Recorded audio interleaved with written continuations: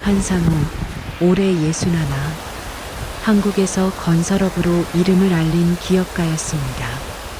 회사를 일궈낸 주인공이었지만 이제는 임원들에게 경영을 맡기고 한 발 물러나 반은 은퇴한 듯 지내고 있었습니다. 겉보기에 부러울 것 없어 보였지만 그의 마음 한편은 허전했습니다. 늘 반복되는 일상, 성취의 기쁨이 사라진 자리엔 공허함만이 자리 잡고 있었지요. 그 허전한 틈새를 파고든 사람이 있었습니다. 오랜 친구 조태성이었습니다. 태성은 상우보다 3살 어린 58살. 젊은 시절부터 상우와 어울려 지냈지만 사업 스타일은 달랐습니다. 상우가 꼼꼼하고 안정적인 길을 걸었다면 태성은 늘 모험을 즐기며 위험한 선택을 서슴지 않는 사람이었습니다. 태성이 어느 날 전화를 걸어왔습니다. 형님, 한국에만 계시지 말고 한번 내려오시죠. 시아누크빌이란 곳인데 요즘 천지가 기회로 가득합니다. 형님 같은 분이라면 충분히 더 큰 그림을 그리실 수 있을 겁니다. 처음에는 대수롭지 않게 들었습니다. 하지만 태성의 초대는 끊임없이 이어졌고 상우는 결국 비행기에 오르게 되었습니다.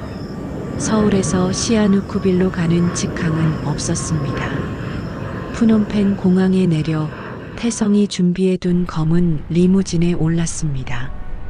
예전 같으면 반나절은 좋게 걸렸을 길이었지만 중국이 깔아놓은 1대1로 고속도로 덕분에 이제는 2시간 남짓이면 닿을 수 있었습니다. 차창 밖으로는 끝없이 이어지는 야자수와 열대 수림이 펼쳐졌습니다.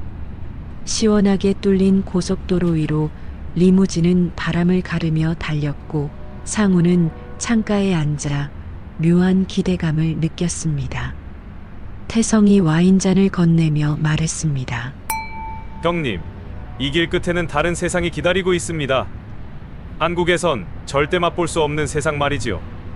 상우는 피식 웃으며 대꾸했습니다. 넌 늘 허풍이 심하다니깐. 그래도 이번만큼은 이상하게도 가슴이 설레는구먼. 마침내 도착한 시아누쿠빌. 푸른 바다와 눈부신 햇살 아래 카지노 간판들이 번쩍였습니다. 도로 옆으로는 중국 자본이 세운 호텔과 리조트들이 끝없이 늘어서 있었지요. 활기가 넘치면서도 어딘가 낯선 기운이 감돌았습니다. 태성이 상우의 어깨를 두드렸습니다. 형님, 오늘 밤은 요트 파티로 시작하시지요. 바다 위에서 와인과 카지노를 동시에 즐겨보시는 겁니다. 상상이나 해보셨습니까? 상우는 빙긋이 웃으며 고개를 끄덕였습니다. 그래, 어디 한번 보여주시게나. 밤이 찾아오자 태성이 말한 대로 호화 요트 파티가 시작되었습니다. 바다 위의 정박한 대형 요트에는 화려한 조명이 켜졌고 갑판 위에서는 외국인 딜러가 카드를 돌리며 카지노 게임이 열리고 있었습니다. 각국에서 모여든 사람들이 웃음과 환호를 터뜨렸습니다. 상우는 와인잔을 들며 요트 갑판을 천천히 둘러보았습니다. 여러 나라 언어가 오갔고 미모의 여성들이 삼삼오오 모여 와인잔을 기울였습니다. 순간 그는 마치 젊은 시절로 돌아간 듯 가슴이 뛰었습니다. 태성이 그의 어깨를 치며 말했습니다. 형님, 오늘은 제대로 즐겨보십시오. 한국에선 이런 기회 없습니다. 그때 한 여인이 다가왔습니다. 29쯤 되어 보이는 젊은 동양인 여인. 길게 늘어진 검은 머리, 탄탄하면서도 여성스러운 곡선을 지닌 그녀는 단숨에 상우의 시선을 사로잡았습니다. 그녀가 살짝 고개를 숙이며 미소 지었습니다. 안녕하세요. 태성 씨께 말씀 많이 들었어요. 한국에서 성공하신 분이라고 하셔서 꼭 한번 뵙고 싶었어요. 태성이 옆에서 거들었습니다. 형님, 이분은 린다 씨입니다. 시아누크빌에서 작은 부동산 중개소를 운영하고 계시지요. 상우는 머쓱하게 웃으며 잔을 들었습니다. 과찬입니다. 그저 운이 좀 좋았을 뿐이지요. 린다는 와인잔을 내밀며 눈을 반짝였습니다. 운이 좋은 분들은 이곳에서도 특별한 기회를 잡으시더라고요. 그녀의 손끝이 살짝 스치자 상우의 가슴은 오랜만에 떨림을 느꼈습니다. 시간이 흘러 파티는 더욱 무르익었습니다. 음악 소리가 높아지고 파도 소리와 웃음이 어우러졌습니다. 린다는 상우 곁에서 떨어지지 않았습니다. 그녀가 잔을 채워주며 속삭였습니다. 사실 저 한국 분들을 보면 믿음이 가요. 사업도 같이 하고 싶고 시간도 함께 나누고 싶고요. 상우는 잠시 머뭇거리다가 부드럽게 대답했습니다. 아직은 여행 첫날인데 벌써 이렇게 환대를 받으니 감사할 따름입니다. 린다는 고개를 끄덕이며 미소 지었습니다. 여행은 길지 않잖아요. 그래서 순간순간이 더 소중하죠. 그녀의 눈빛은 단순한 환영이 아니었습니다. 분명 더 깊은 의미가 담겨 있었습니다. 그날 밤 요트 위에는 와인과 웃음소리, 카드와 환호가 뒤섞였습니다. 그리고 그 한켠에서 상우와 린다의 시선은 수없이 스치고 부딪혔습니다. 태성의 초대는 단순한 여행이 아니었습니다. 그것은 상우 인생을 송두리째 바꿔놓을 치명적인 시작의 유혹이었습니다. 상우는 시아누쿠빌에서의 첫날 밤을 잊을 수 없었습니다. 호화 요트 위에서 바닷바람을 맞으며 들이킨 와인의 향, 그리고 린다의 눈빛과 미소가 마음속 깊은 곳에 파문을 남겼습니다. 그는 분명 이곳에 놀러 온 것이었지만 자신도 모르게 린다의 말과 태성의 권유가 머릿속에서 떠나지 않았습니다. 다음 날부터 린다는 상우 곁에 늘 가까이 있었습니다. 리조트의 수영장 옆에서도 해변을 산책할 때에도 언제나 그가 편안함을 느낄 수 있도록 다정히 다가왔습니다. 린다는 자연스럽게 한국 이야기를 꺼내며 관심을 보였습니다. 회장님, 한국에서는 어떤 사업을 하셨어요? 건설업을 오래 했습니다. 이제는 시스템이 자리 잡아서 제가 없어도 회사가 잘 굴러가고 있죠. 역시 대단하세요. 그런 분과 이렇게 함께 시간을 보내고 있다는 게 아직도 믿기지 않아요. 린다는 그렇게 말하며 가볍게 그의 팔에 손을 얹었습니다. 상우는 순간적으로 심장이 두근거리는 것을 느꼈습니다. 그녀의 손길은 단순한 호의가 아니었습니다. 며칠 뒤 태성은 상우를 데리고 카지노로 향했습니다. 현란한 불빛과 요란한 음악 속에서 사람들은 환호와 탄식을 쏟아냈습니다. 태성은 잔을 들며 환하게 웃었습니다. 형님, 이런 곳이 바로 시아누크의 매력이죠. 돈이 오가는 규모가 한국하고는 비교가 안 됩니다. 린다는 그 옆에서 상우에게 다가와 속삭였습니다. 회장님, 저는 이 도시가 앞으로 더 커질 거라고 확신해요. 여기서 사업을 하시면 분명 더 큰 기회를 잡으실 수 있을 거예요. 그녀의 말은 마치 장밋빛 미래를 약속하는 듯 했습니다. 하지만 상우는 쉽게 대답하지 않았습니다. 그는 오랫동안 사업을 하며 수많은 제안을 받았고 그만큼 많은 실패담도 보아왔습니다. 쉽게 판단할 일은 아니지요. 투자란 늘 위험을 동반하는 법입니다. 그는 그렇게 말했지만 린다의 눈빛은 흔들림이 없었습니다. 밤이 깊어지자 린다는 상우를 조용히 불렀습니다. 잠시 바닷가로 나가실래요? 모래사장을 함께 걸으며 린다는 속내를 조금씩 드러냈습니다. 저는 작은 부동산 중개소를 운영하고 있어요. 외국인들과 거래를 하다 보니 좋은 기회들을 많이 접하게 되지요. 하지만 제 힘만으로는 큰일을 벌일 수 없어요. 회장님 같은 든든한 분이 곁에 계시다면 정말 다른 세상을 만들 수 있을 거예요. 상우는 말없이 그녀를 바라보았습니다. 달빛에 비친 린다의 얼굴은 신비롭고도 진지해 보였습니다. 그 순간 그는 린다의 말이 단순한 사업 이야기를 넘어선 듯한 느낌을 받았습니다. 며칠간의 일정은 빠르게 흘러갔습니다. 요트 위의 파티, 해변의 만찬, 카지노의 화려한 밤, 그리고 린다와의 미래.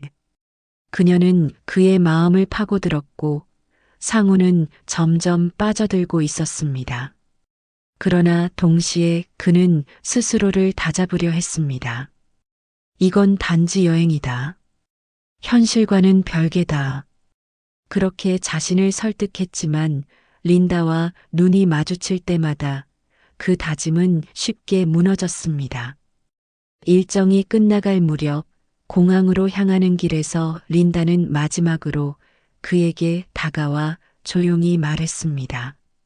회장님, 한국으로 돌아가셔도 가끔 제 생각을 해주실 거죠? 물론이지요. 이렇게 따뜻하게 대해주셔서 고맙습니다. 저는 회장님이 꼭 다시 오실 거라 믿어요. 그녀의 눈빛에는 확신이 담겨 있었습니다. 상우는 순간 자신도 모르게 고개를 끄덕였습니다. 한국으로 돌아온 후에도 린다의 존재는 지워지지 않았습니다. 회의석상에서도 저녁 식탁에서도 그녀의 웃음소리와 눈빛이 떠올랐습니다.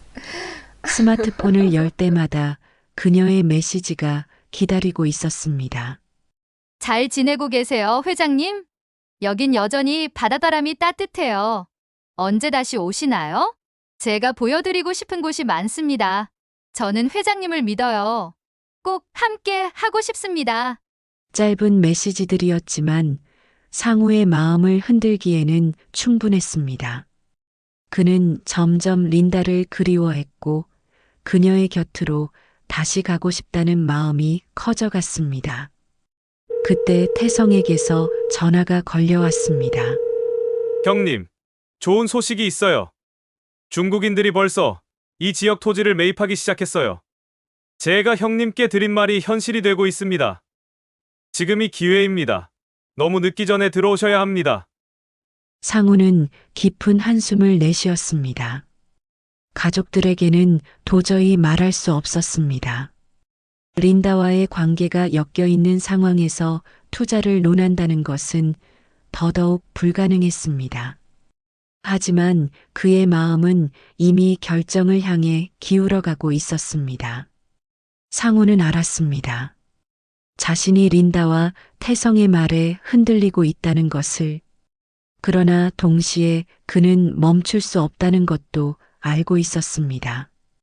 한국에서의 일상은 무미건조하게 느껴졌고 시아누쿠빌의 바람과 린다의 눈빛이 그를 부르고 있었습니다. 그는 결심했습니다. 다시 가야겠다. 이번에는 여행자가 아니라 투자자로서 돌아가야겠다. 그리고 그것이 상우 인생의 또 다른 덫으로 이어질 줄은 그는 아직 알지 못했습니다. 한국으로 돌아온 상우의 일상은 예전과 다름없이 흘러갔습니다.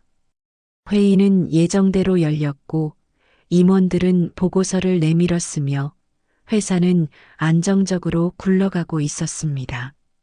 그러나 그의 마음은 이미 한국에 머물러 있지 않았습니다. 아무리 분주하게 하루를 보낸다 해도 린다의 미소와 속삭임, 그리고 시아누쿠빌의 푸른 바다가 끊임없이 머릿속을 스쳐갔습니다. 밤이면 휴대전화가 울렸습니다. 린다에게서 오는 메시지였습니다.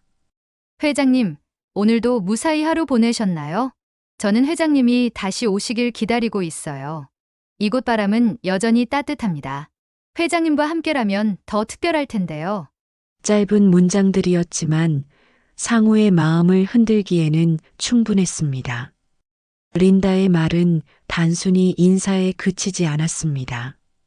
다시 오라는 암묵적인 초대가 담겨 있었고 그 초대는 점점 그의 마음을 잠식했습니다. 며칠 뒤 태성에게서 전화가 걸려왔습니다. 형님, 드디어 시작됐습니다. 중국 자본이 들어오기 시작했어요. 벌써 몇몇 땅이 팔려나갔습니다. 제가 말씀드린 대로 지금이 기회입니다. 너무 늦으면 남는 게 없습니다. 태성의 목소리는 흥분에 차 있었습니다. 그는 몇 장의 사진과 자료를 곧바로 메시지로 보냈습니다. 거기에는 토지를 사들이는 중국인 투자자들의 모습, 그리고 계약서 사본 같은 것들이 담겨 있었습니다. 상우는 화면을 한참 동안 바라보다가 깊은 한숨을 내쉬었습니다. 정말 저들이 움직이고 있는 걸까? 내가 그때 본 허허벌판이 이제는 값진 땅으로 변하는 걸까? 시간이 흐를수록 린다와 태성의 연락은 더 자주, 더 집요하게 이어졌습니다. 린다는 감정으로, 태성은 이성으로 상우를 압박했습니다. 회장님, 저는 회장님과 함께라면 어떤 어려움도 헤쳐나갈 수 있다고 믿습니다. 저 혼자서는 두려운 길이지만 회장님과라면 꿈을 꿀 수 있습니다. 형님, 이건 단순한 기회가 아닙니다. 구조적인 상승입니다. 중국은 이 도시를 반드시 개발합니다. 지금 들어오시면 선점자가 됩니다. 상우는 마음속에서 갈등했습니다. 나는 이미 안정된 삶을 가지고 있다. 굳이 이 모험을 할 필요가 있을까? 그러나 곧 다른 생각이 밀려왔습니다. 하지만 한국에서의 삶은 너무 무미건조하다. 린다와 함께라면 다시 젊어진 기분을 느낄 수 있을지도 모른다. 결국 그는 결심했습니다. 가족에게는 출장이라 둘러대고 조용히 비행기 표를 끊었습니다. 이번에는 단순한 여행객이 아니라 투자자로서 시아누쿠비를 다시 찾기로 마음먹은 것입니다. 푸놈펜 공항에 도착해 리무진에 오르는 순간 상우는 묘한 긴장과 기대를 느꼈습니다. 차창 밖으로 스쳐 지나가는 고속도로와 야자수, 그리고 저 멀리 이어지는 푸른 바다. 마치 자신을 기다리고 있다는 듯 시아누쿠빌이 손짓하는 것 같았습니다. 린다는 그를 따뜻하게 맞이했습니다. 회장님, 다시 오셨군요. 기다리고 있었습니다. 그녀는 상우의 손을 꼭 잡으며 미소 지었습니다. 그 순간 상우는 자신이 옳은 선택을 했다고 착각했습니다. 태성은 이미 준비해둔 서류 뭉치를 꺼내 들었습니다. 형님, 여기는 바닷가 인근 토지입니다. 곧 리조트 단지가 들어설 예정이죠. 여기는 카지노 인근 상가 자리입니다. 다 잡아 두셔야 합니다. 린다는 옆에서 거들었습니다. 맞아요, 회장님. 지금 중국인들이 눈독을 들이고 있어요. 서두르셔야 해요. 며칠 후 상우는 결국 계약서에 사인을 했습니다. 토지 5필지를 매입했고 그 이름은 린다의 현지 법인을 통해 등기되었습니다. 그는 명예 문제에 대해 잠시 망설였지만 린다는 부드럽게 웃으며 말했습니다. 회장님, 외국인 명의로는 직접 소유가 어려워요. 하지만 걱정하지 마세요. 저는 회장님만을 위해 움직일 겁니다. 그녀의 말과 따뜻한 손길에 상우는 고개를 끄덕였습니다. 하지만 태성은 거기서 멈추지 않았습니다. 형님, 토지만 가지고는 큰 수익을 내기 어렵습니다. 지금 바로 건물을 지어야 합니다. 중국인들은 완성된 건물에 더 큰 돈을 씁니다. 형님이 직접 건축을 시작해야 합니다. 상우는 망설였습니다. 이미 큰 돈을 투자한 상황에서 건물까지 올리는 건 부담이 컸습니다. 그러나 린다는 그의 마음을 흔들었습니다. 회장님, 저는 회장님이 하시는 모든 결정이 옳다고 믿어요. 회장님과 함께라면 저도 더 큰 꿈을 꿀 수 있어요. 상우는 결국 또다시 고개를 끄덕였습니다. 그는 한국으로 돌아가 개인 자산을 정리했고 은행에서 대출까지 받아 다시 시아누쿠빌로 송금했습니다. 곧이어 건설 자재가 현장에 쌓이고 굴착기가 땅을 파헤쳤습니다. 첫 번째 건물이 올라가기 시작하자 상우는 다시금 가슴이 뛰었습니다. 드디어 내 이름으로 된 건물이 이곳에 서는구나. 린다는 그의 손을 꼭 잡으며 속삭였습니다. 회장님, 이제 우리는 정말 파트너예요. 이 도시가 변하는 순간을 함께 보게 될 거예요. 태성은 현장을 둘러보며 만족스럽게 웃었습니다. 형님, 이게 바로 시작입니다. 앞으로 형님은 이 도시의 큰손이 되실 겁니다. 그러나 상우는 알지 못했습니다. 린다의 눈빛과 태성의 웃음 뒤에 숨어있는 계산을, 그리고 지금 자신의 사인이 돌이킬 수 없는 덫이 되어가고 있다는 사실을. 시아누쿠빌의 뜨거운 태양 아래 상우의 첫 번째 건물은 빠른 속도로 기초 공사를 마쳤습니다. 굴착기가 흙을 퍼올리고 철근이 촘촘히 들어서며 콘크리트가 부어졌습니다. 상우는 매일 현장을 찾아가 헬멧을 쓰고 둘러보며 내가 정말 이 땅에 새로운 역사를 쓰고 있구나라는 벅찬 감정을 느꼈습니다. 린다는 언제나 그의 곁에서 손을 잡아주었습니다. 회장님, 정말 대단하세요. 다른 사람들은 망설이기만 하는데 회장님은 직접 결단하시잖아요. 전 그런 회장님이 존경스러워요. 그녀의 말에 상우는 자신감이 커졌습니다. 린다가 보여주는 따뜻한 눈빛은 단순한 연인이 아니라 인생의 동반자가 되어주는 듯 했습니다. 태성 역시 연일 상우의 귀에 속삭였습니다. 형님, 곧 중국인들이 몰려옵니다. 완공만 하면 바로 분양 나갑니다. 형님 투자금은 순식간에 불어날 겁니다.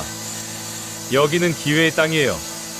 그 말은 상우의 마음을 더욱 부풀게 했습니다. 그러나 기세 좋게 올라가던 건물은 어느 순간부터 멈춰 서기 시작했습니다.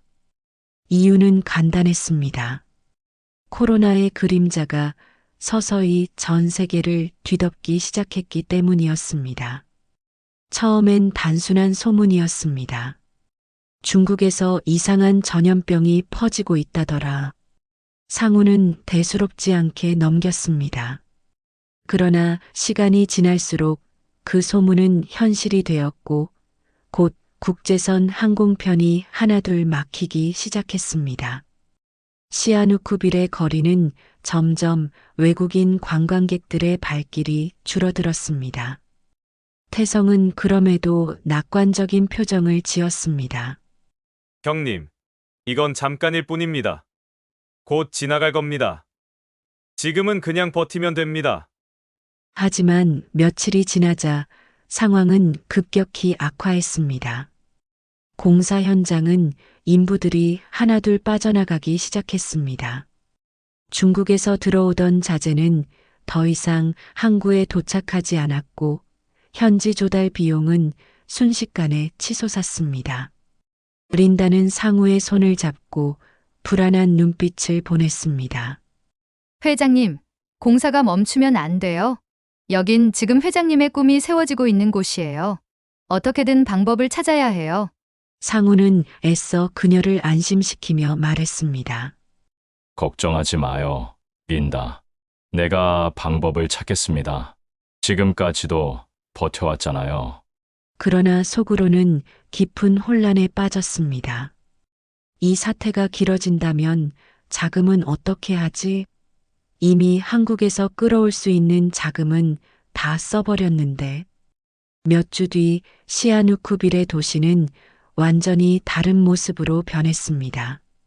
한때는 카지노와 호텔에 불이 꺼질 새 없던 거리가 이제는 텅 빈 유령 도시가 되어 있었습니다.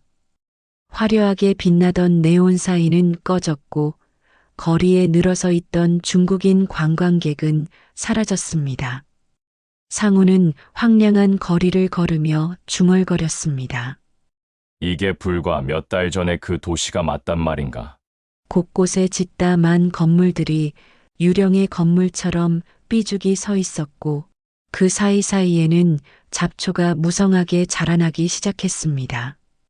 그 풍경은 마치 상우의 투자와 희망이 서서히 무너지고 있음을 상징하는 듯 했습니다. 태성은 여전히 웃음을 잃지 않았습니다. 형님, 이럴 때일수록 더 버텨야 합니다. 이건 지나가는 태풍 같은 겁니다. 돈이 부족하면 제가 아는 현지금융 쪽을 알아보겠습니다. 그러나 상우는 태성의 말이 이제는 공허하게 들리기 시작했습니다. 린다는 더욱 애틋한 눈빛으로 다가왔습니다. 회장님, 힘드셔도 저를 믿으세요.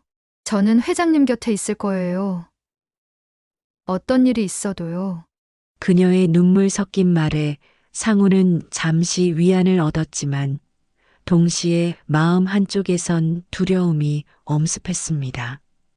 시간이 흘러 몇 달째 공사가 멈추자 자금 압박은 현실로 다가왔습니다. 한국에서 은행은 더 이상 대출을 내주지 않았고 가족들은 출장이라는 그의 거짓말을 의심하기 시작했습니다. 어느 날 밤 상우는 호텔방에서 창밖을 바라보며 깊은 한숨을 내쉬었습니다. 내가 무슨 짓을 한 건가? 이곳에서 무엇을 얻으려 했단 말인가? 그의 눈앞에는 두 개의 얼굴이 교차했습니다. 린다의 따뜻한 미소, 그리고 한국에 두고 온 가족들의 무심하지만 오래된 정. 그 사이에서 그는 점점 길을 잃어가고 있었습니다. 그러던 어느 날 태성의 목소리가 다급하게 울려 퍼졌습니다. 형님, 큰일입니다. 중국 자본이 완전히 철수했습니다. 카지노 투자도 다 접었다 합니다. 이젠 이 도시가 얼마나 버틸 수 있을지 모르겠습니다. 그 말은 상우의 가슴을 후벼 팠습니다. 그는 자신이 서 있는 발판이 송두리째 흔들리고 있음을 깨달았습니다. 그날 밤 상우는 무너져 내리는 도시를 바라보며 홀로 중얼거렸습니다. 나는 지금 거대한 파도 앞에 서 있는 것이구나. 이 파도가 모든 것을 쓸어가 버리면 나는 무엇을 붙잡고 남게 될까? 린다는 그런 그를 안타깝게 바라보며 말했습니다. 회장님, 아직 늦지 않았어요. 저와 함께라면 다시 시작할 수 있어요. 그러나 상우는 알 수 있었습니다. 이제부터는 단순한 투자 실패가 아니라 인생 전체가 흔들릴 수 있는 벼랑 끝에 서 있다는 사실을. 2020년 초 시아누쿠빌의 바닷바람은 더 이상 설레임이 아니라 두려움으로 가득했습니다. 카지노의 불빛은 꺼지고 인부들의 발자국 소리가 사라진 공사장은 황량한 모래밭처럼 변해 있었습니다.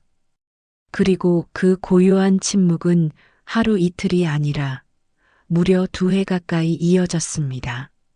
상우의 건물 5채는 허물어지지도 완성되지도 못한 채 세월에 묶여 있었습니다. 기둥만 덩그러니 솟은 채 바람에 삐걱거렸고 창문 없는 벽은 서늘한 그림자를 길게 드리웠습니다. 인부들의 웃음소리 대신 까마귀 울음소리만 가끔 들려왔습니다. 이게 다 무슨 짓인가 돌이킬 수도 없고 버릴 수도 없고. 그의 하루는 술과 함께 흘러갔습니다. 병째 들이켜야 겨우 2-3시간 잠이 들었고 잠에서 깨면 다시 불안과 분노가 몰려왔습니다. 술로 몸을 달래야 했지만 술은 또다시 몸을 갉아먹었습니다. 새벽마다 부르르 떨며 깨어나 식은 땀을 닦아내야 했습니다.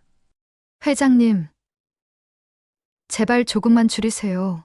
이렇게 가시면 몸이 버티질 못합니다. 안 마시면 더 미칠 것 같아. 눈을 감으면 무너지는 골조만 보여 모든 게 내 탓이야. 린다는 곁을 떠나지 않았습니다. 처음에는 태성의 부탁으로 옆에 붙어 있었지만 시간이 흐를수록 무너져가는 상우를 보는 것이 고통이 되었습니다. 그녀는 매일 아침 죽을 끓여내 주었고 때로는 억지로라도 병원 검진을 권했습니다. 그러나 상우는 늘 고개를 저으며 거부했습니다. 조금만 버티세요. 언젠가는 다시 열릴 겁니다. 코로나가 영원히 계속되지는 않을 거예요. 린다. 그 말 벌써 몇 번째 듣는지 아나? 내일 문을 열 거라던 카지노는 1년이 가도 불이 안 켜졌어. 내일 오겠다던 투자자들은 다 사라졌고 그의 절망은 깊었지만 린다는 하루하루를 함께 채웠습니다. 처음엔 역할이었을지라도 2해의 시간 동안 그녀의 마음에는 다른 감정이 싹트고 있었습니다. 책임과 죄책감, 그리고 말할 수 없는 애정이 뒤섞여 그녀를 그 곁에 머물게 했습니다. 그리고 마침내 2022년 여름, 세계 곳곳에서 봉쇄가 풀리고 관광객들이 다시 길을 나서기 시작했습니다. 시아누쿠빌에도 변화의 바람이 불었습니다. 꺼졌던 불빛들이 다시 켜지고 멈췄던 음악이 다시 울렸습니다. 도로 옆 호텔과 리조트 공사장에는 인부들이 몰려들었고 굳어있던 도시가 서서히 깨어났습니다. 오랫동안 버려진 듯 서 있던 상우의 건물에도 다시 사람들이 모여들었습니다. 사장님, 자재가 도착했습니다. 다시 시작해도 됩니다. 그래, 이제 다시 쌓아야지. 다 끝난 줄 알았는데 아직 끝난 게 아니었어. 상우의 눈빛에는 다시 불이 들어왔습니다. 2해를 앗아간 침묵 끝에 그는 또다시 싸움터로 돌아왔습니다. 린다는 그 모습을 지켜보며 조용히 속으로 기도했습니다. 부디 이번엔 잘 되어야 해요. 이분이 더는 무너지지 않도록. 그리고 몇 달 뒤 첫 번째 건물이 완공되었습니다. 공사장에 다시 활력이 돌자 중국 브로커들이 찾아오기 시작했습니다. 서류 가방을 든 남자들은 현장을 둘러보며 속삭였고 그들의 눈빛은 탐욕으로 빛났습니다. 这个位置离赌场很近，对我们的客人来说很合适。我们赶紧敲定合同吧。 드디어 끝이 보이네요. 고생 많으셨습니다, 회장님. 이 순간을 기다려왔잖아요. 상우는 마침내 2해 동안 무너져갔던 자신을 다시 일으켜 세울 수 있다고 믿었습니다. 건물은 완공되고 매각 계약은 하나둘 성사되었습니다. 오랫동안 꺼져 있던 희망이 다시 그를 감싸 안았습니다. 그러나 그 희망 뒤에는 아직 드러나지 않은 그림자가 조용히 들이우고 있었습니다. 린다와 함께 건물을 중국인 투자자에게 매각한 후 상우는 드디어 안도의 한숨을 내쉬고 있었습니다. 코로나로 인해 멈춰버린 시간들이 다시 움직이기 시작했고 도시는 서서히 활기를 되찾아가고 있었습니다. 매각 대금은 거액이었고 이제는 한국으로 송금만 하면 모든 것이 마무리될 터였습니다. 상우는 다시 가족 곁으로 돌아가 떳떳한 가장이 되리라 마음속으로 다짐했습니다. 그러나 은행 창구에서 들려온 직원의 차가운 목소리는 그의 기대를 무너뜨렸습니다. 고객님 계좌에는 해당 금액이 존재하지 않습니다. 순간 상우는 숨이 막히는 듯 했습니다. 그는 손에 쥔 송금 서류를 몇 번이고 확인했지만 담당 직원은 단호했습니다. 린다 역시 당황하여 급히 통장을 꺼냈습니다. 그러나 화면에 찍힌 잔액은 허무할 정도로 비어 있었습니다. 그럴 리가 없어요. 분명 어제까지. 린다는 믿을 수 없다는 듯 손을 떨었습니다. 조사 결과는 더욱 충격적이었습니다.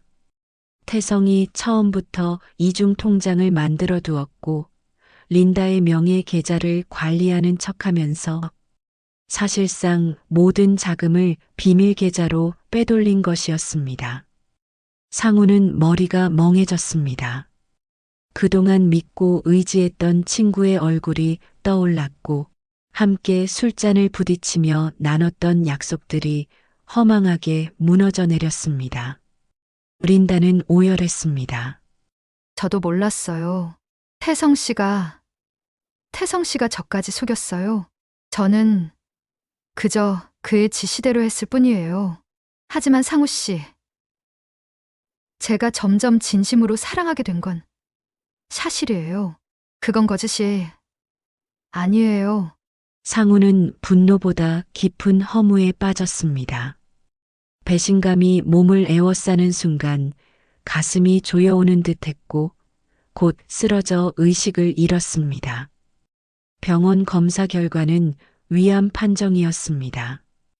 이미 진행된 상태였고 수술을 받더라도 결과는 장담할 수 없다는 의사의 설명이 이어졌습니다. 병실 침대에 누운 상우는 깊은 절망 속에서 가족들을 불러 모았습니다. 눈물에 젖은 얼굴로 무릎을 꿇으며 말했습니다. 내가 정말 잘못했구나. 가족을 두고 허망한 욕심에 빠져 이런 꼴이 되고 말았어. 제발 나를 용서해다오. 아들은 참았던 분노를 터뜨리며 소리쳤습니다. 아버지, 왜 우리 몰래 그런 짓을 하셨어요? 왜 가족을 외면하고 남의 말에 휘둘리셨어요? 며느리 역시 울먹이며 말했습니다. 저희도 얼마나 속상했는지 아세요? 하지만 이제라도 돌아오신다면 저희가 함께하겠습니다. 상우는 그 순간 더 큰 눈물을 흘렸습니다. 그는 자신이 잃을 뻔했던 가족의 소중함을 새삼절절히 깨달았습니다. 한편 린다는 죄책감을 안고 적극적으로 움직이기 시작했습니다. 그녀는 태성이 남겨둔 서류와 거래, 장부를 뒤지고 주변 인맥들을 하나씩 조사했습니다. 그녀는 놀라울 정도로 치밀하게 태성의 흔적을 추적했고 그 과정에서 비자금이 흘러간 경로와 협력자들의 이름을 파헤쳐 수사 당국에 제공했습니다. 그녀는 상우에게 고개 숙여 말했습니다. 저는 죄인입니다. 하지만 제가 할 수 있는 모든 것을 다해 태성을 잡아내겠습니다. 상우 씨를 진심으로 사랑했음을 이걸로 증명하고 싶습니다. 이 소식은 한국에 있던 가족들에게도 전해졌고 며느리의 장인어른이 외교와 법조계의 넓은 인맥을 활용해 국제 공조 수사가 본격적으로 시작되었습니다. 병실 창문으로 들어오는 햇살을 바라보며 상우는 속으로 되뇌었습니다. 이제 시작이구나. 태성을 향한 추격이. 그리고 그의 눈가에는 지난 잘못을 뉘우치며 다시는 가족을 외면하지 않겠다는 결심이 어리어리 번져 있었습니다. 수술 후 회복실의 흰 벽은 상우의 마음을 차갑게도 또 고요하게도 만들었습니다. 긴 투병 끝에 몸은 쇠약해졌지만 다행히 수술은 성공적이었다는 의사의 말을 들을 수 있었습니다.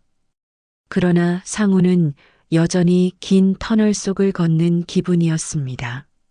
암이라는 단어가 남긴 상처는 깊었고 가족들에게서 받은 냉정한 외면은 아직도 마음을 무겁게 누르고 있었기 때문입니다. 며칠 후 아들은 조심스레 병실을 찾았습니다. 아버지, 수술 잘 되었다고 들었어요. 그래, 와줬구나. 짧은 대화였지만 그 속에는 많은 감정이 담겨 있었습니다. 아들은 잠시 망설이다 이렇게 말했습니다. 아버지, 저희도 처음엔 화가 났습니다. 어머니가 너무 힘들어 하셨으니까요. 그런데 그래도 아버지는 제 아버지십니다. 남은 생은 가족 곁에서 살아주셨으면 합니다. 그 말은 얼어붙어 있던 상우의 마음을 조금씩 녹였습니다. 그는 눈을 감고 조용히 흐르는 눈물을 감추었습니다. 그러던 어느 날 상우는 한 가지 결심을 하게 되었습니다. 린다를 만나야겠다는 것이었습니다. 모든 일의 시작과 끝에 그녀가 있었고 무엇이 진심이었는지 무엇이 거짓이었는지 직접 듣지 않고는 끝낼 수 없다는 생각이 들었습니다. 저는 반드시 그녀의 대답을 들어야 하겠습니다. 그게 마지막일지라도 말입니다. 의사와 가족의 만류에도 불구하고 상우는 쇠약한 몸을 이끌고 다시 시아누크빌로 향했습니다. 푸놈펜 공항에서 리무진을 타고 고속도로를 달리며 그는 수없이 지난 날을 떠올렸습니다. 처음 태성과 함께 이 길을 달려왔을 때의 두근거림, 린다의 눈빛에 빠져 모든 것을 내던졌던 순간들, 그리고 배신과 절망. 그 모든 장면이 파노라마처럼 스쳐 지나갔습니다. 구치소의 면회실. 두꺼운 유리벽이 두 사람을 갈라놓고 있었습니다. 전화기를 든 손이 떨렸습니다. 마침내 나타난 린다는 죄수복을 입고 있었지만 여전히 그 눈빛에는 애절함이 남아 있었습니다. 린다는 조용히 수화기를 들며 떨리는 목소리로 말했습니다. 상우 씨, 이렇게까지 오셨군요. 린다, 저는 꼭 당신의 말을 듣고 싶었습니다. 왜 그런 선택을 했습니까? 당신의 마음은 어디에 있었습니까? 린다는 차마 눈을 마주치지 못하고 고개를 떨궜습니다. 눈물이 뚝뚝 흘러내리며 유리 위에 떨어졌습니다. 저는 태성 씨의 꿰매 빠졌습니다. 그 사람은 제게 약속했어요. 모든 게 잘 풀리면 저와 상우 씨 둘 다 행복해질 수 있다고. 그런데 그건 다 거짓이었어요. 저는 그 사실을 너무 늦게 깨달았습니다. 상우는 깊은 한숨을 내쉬었습니다. 그럼 처음부터 나를 속이려고 했던 겁니까? 아니에요. 정말 아니에요. 저는 상우 씨를 사랑했습니다. 태성이 시켜서 처음 다가갔지만 시간이 지나면서 제 마음은 진짜가 되었어요. 그래서 더 괴로웠습니다. 저는 두 사람 사이에서 갈팡질팡하며 결국 모든 걸 망치고 말았습니다. 그녀의 목소리는 떨렸고 눈빛은 간절했습니다. 상우는 그 모습에서 진실의 그림자를 보았습니다. 그러나 동시에 다시는 회복할 수 없는 깊은 상처도 함께 느꼈습니다. 잠시 침묵이 흘렀습니다. 면회실의 공기는 무겁게 가라앉았고 서로의 숨소리조차 크게 울리는 듯 했습니다. 린다는 손을 들어 유리창에 대었습니다. 상우는 잠시 머무시다가 떨리는 손을 들어 그 위에 겹쳤습니다. 차갑고 더러운 유리벽 하나가 두 사람을 갈라놓고 있었지만 그 순간만큼은 서로의 체온을 느끼는 듯 했습니다. 상우 씨, 저를 용서하지 않으셔도 됩니다. 다만 한 가지는 믿어주세요. 마지막만큼은 진심이었어요. 당신을 사랑했습니다. 상우의 눈가가 붉어졌습니다. 린다, 나는 이미 모든 것을 잃었습니다. 그러나 당신의 그 말이 거짓이 아니기를 바라겠습니다. 그때 교도관의 그림자가 문 쪽에 드리워졌습니다. 면회 시간은 끝나가고 있었습니다. 린다는 끝내 오열하며 수화기를 놓지 못했습니다. 부디 건강하시길. 제게 기적 같은 시간이었습니다. 상우는 힘겹게 수화기를 내려놓고 자리에서 일어섰습니다.